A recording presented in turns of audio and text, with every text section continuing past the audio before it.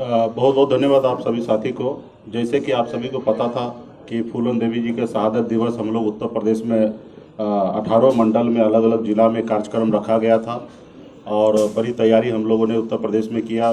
पटना से प्रतिमा बन के उत्तर प्रदेश पहुंचा, लेकिन सरकार एंड टाइम पे प्रतिमा नहीं स्थापित हो या माल्यार्पण ना हो, उसके लिए उन्होंने सब जगह कैंसिल कर दिया कार्यक्रम और कोई भी कार्यक्रम करने का अनुमति नहीं दिया गया। उसके बाद हम लोगों ने अपने अपने स्तर से घर पे या गांव में पार्टी समाज के लोगों ने फूलन देवी का शहादत दिवस मनाए और बिहार में भी मनाया गया। लेकिन मेरा कार्यक्रम पहले से ही रद्द था, उसके बावजूद भी मैंने रिक्वेस्ट किया कि बनारस में मेरा पहले से आना तय था तो एक प्रेस कॉन्फ्रेंस किया जाए। लेकिन आपने देखा कि कल किस तरीके से उत्तर प्रदेश सरकार ने एयरपोर्ट पे ही रोक लिया गया और वहाँ से उत्तर प्रदेश में मतलब बनारस में कोई कार्यक्रम सारे कैंसिल करवा दिए। तो कहीं ना कहीं वहाँ पे हमें जो देखने के लिए मिला कि माननीय योगी जी जो उत्तर प्रदेश के मुख्यमंत्री जी हैं, वो कहीं ना कहीं माननीय प्रधानमंत्री जी के बात पे और उनके बोलने पे विश्वास नहीं करते हैं। माननीय प्रधानमंत्री जी का हमेशा एक नारा है, सबका साथ, सबका विकास और सबका विश्वास। तो खास करके उत्तर प्रदेश में पिछड़े समाज के लोगों को, SC ST और अति पिछड़ा समाज के लोगों को इस तरीके से सम्मान नहीं दिया जा रहा है। तो इसके लिए उत्तर प्रदेश सरकार को सोचने की आवश्यकता है कि आखिर इस पे कैसे मंथन करना है। ये बात तो अलग है कि सनप मल्ला का डर उत्तर प्रदेश में दिखा। 5,000 पुलिसकर्मी कल बनारस में उन्होंने छावनी में बदल दिया। हमारे जहाँ था हमारे पार्टी के कार्यकर्ता को रोका गया। उसके बाद जितने भी हमारे पार्टी के पदाधिकारी था उनको होटल में भी नज़रबंद रखा गया। तो ये सारे चीज़ तो दिख रहा है कि VIP पार्टी का असर और ताकत वहाँ पे दिख रहा है और ये डर अच्छा है। लेकिन उसके बावजूद भी उत्तर प्रदेश के मुख्यमंत्री वो है, लेकिन भारत हमारा है और जब भारत हमारा है तो हमारा अधिकार है कि कोई भी प्रदेश में कहीं राज्य में हम जाके अपनी बात को रख सके और उसमें कहीं ना कहीं वो जिस तरीके से रोके वो उचित नहीं है। तो लेकिन ठीक है, उनकी प्रदेश है। तो हम लोगों ने आने वाले समय में उत्तर प्रदेश में 165 सीट पे चुनाव लड़ेंगे, मजबूती से हम अपनी सरकार बनाएंगे और जब आने वाले समय में सिर्फ 18 मंडल नहीं 75 जिला में फूलन देवी जी का प्रतिमा लगे, ऐसे हम लोग आने वाले समय में काम करेंगे। आज जैसे हमने बिहार में अपनी सरकार बनाया है और हमारी सरकार रहने के बाद आज बिहार में NDA की सरकार है और बिहार में भी कार्यक्रम हुआ, बेगूसराय में, दरभंगा में, मुजफ्फरपुर में। तो बिहार में प्रतिमा भी लगा और माल्यार्पण भी हुआ, कहीं पे कोई किंतु परंतु नहीं, इशू नहीं हुआ, क्योंकि ये बिहार में NDA की सरकार है, VIP पार्टी की सरकार है और हम लोगों ने शांतिपूर्ण यहाँ पे कार्यक्रम किया और इसी कार्यक्रम को आने वाले समय में भी हम लोग करेंगे। लेकिन मैं अभी भी योगी जी से कहूँगा कि जाति विशेष ना सोचकर सबके साथ देकर सबको भरोसे में लेकर काम करें और मैं चाहूँगा कि पिछड़े समाज का वहाँ पे सुना जाए। सरकार क्योंकि हम बिहार में NDA के साथ है, हमारे बिहार में ही सिर्फ संबंध है, बिहार से बाहर हमारी संबंध नहीं है। हमारी सोच है कि बिहार में, झारखंड में, उत्तर प्रदेश में, उड़ीसा में, बंगाल के कुछ हिस्से में पार्टी को मजबूत करेंगे ताकि 2024 में हम 2024 में ज़्यादा से ज़्यादा सांसद पहुंचाएंगे। और हमारी जो मुख्य मांग है निषाद समाज को आरक्षण लागू करवाना।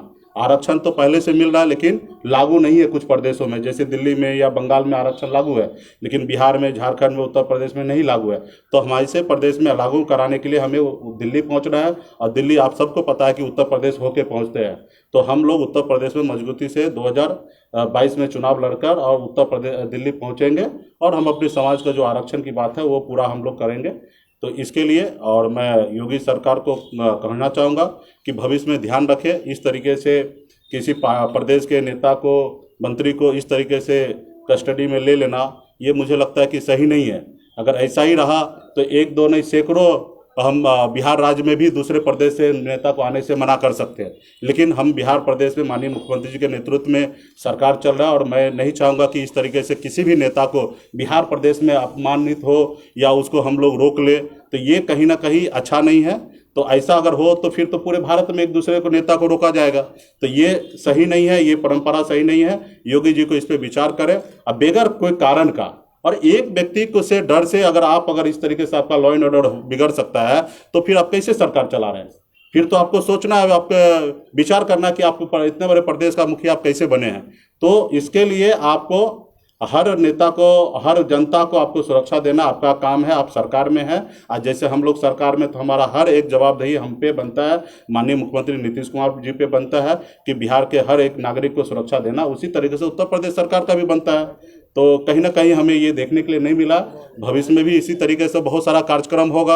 अगर किसी प्रदेश का मुखिया का अगर ऐसा मनमाना हुआ तो ये तो भविष्य में अच्छा नहीं रहेगा कोई भी प्रदेश के लिए, कोई भी राजनेता के लिए। तो इसके लिए द्विवेदी जी समझेंगे, और विशेष तो वो उनकी राजनीति है, वो अपने हिसाब से कर रहे हैं, और हमारा मकसद है कि समाज को वहाँ जोड़ना। अब मुझे लगता है कि जब कल अगर 18 मंडल में कार्यक्रम होता तो जितना समाज कल यूनाइट हुआ उतना शायद नहीं होता। कल पूरे भारत के निसाथ जो फूलन देवी को मानने वाले लोग हैं, सब लोग एक मंच पे, एक प्लेटफॉर्म पे आए हैं। फूलन देवी 2 बार सांसद रही है। चंबल से लेकर वो सफ़र को तय किए सांसद तक पहुँचे, सम्मानित पद पे रहे हैं। उसके बाद उनका हमेशा विचार रहा, सपना रहा कि पूरे भारत के निषाद को एक करे। आज उन्हीं के बताए हुए रास्ते पे हम लोग चल रहे हैं। मैं तो मानता हूं कि फूलन देवी अभी भी जिंदा है। आज उनके बताए हुए रास्ते पे, उनके विचार पे आज हम लोग काम कर रहे हैं और समाज को जोड़ रहे हैं। आज फूलन देवी जिंदा रहती, हम लोगों के बीच में रहती, तो शायद आज ये दिन नहीं रहता, आज निषाद समाज बहुत आगे निकलता। लेकिन उनके बताए हुए रास्ते पर हम लोग आने वाले समय में काम करेंगे, और उत्तर प्रदेश में वीरांगना फूलन देवी का सम्मान हमेशा बना रहे, बिहार में भी बनाएंगे, और पूरे प्रदेश में हम लोग कार्यक्रम करेंगे। धन्यवाद। चुनाव के वक्त क्यों याद आया आपको? आप सभी को पता होगा कि फूलन देवी जी का कार्यक्रम आज से नहीं, जब से हम पॉलिटिक्स में, राजनीति में, सामाजिक संगठन में आए तब से हम काम कर रहे हैं। आप 2018 में अगर आप सभी को याद होगा तो फूलन देवी शहादत दिवस के रोज हम 5000 महिला एक ही कलर, एक ही साड़ी में, एक ही ड्रेस में पटना के रोडों पे उन्होंने फूलन देवी का कृष्ण मेमोरियल हॉल में कार्यक्रम हुआ था। और हर साल हम लोग कार्यक्रम करते हैं, और हमें अपने पूर्वज को, जुब्बा सहनी हो, फूलन देवी को हमेशा याद करते रहते हैं।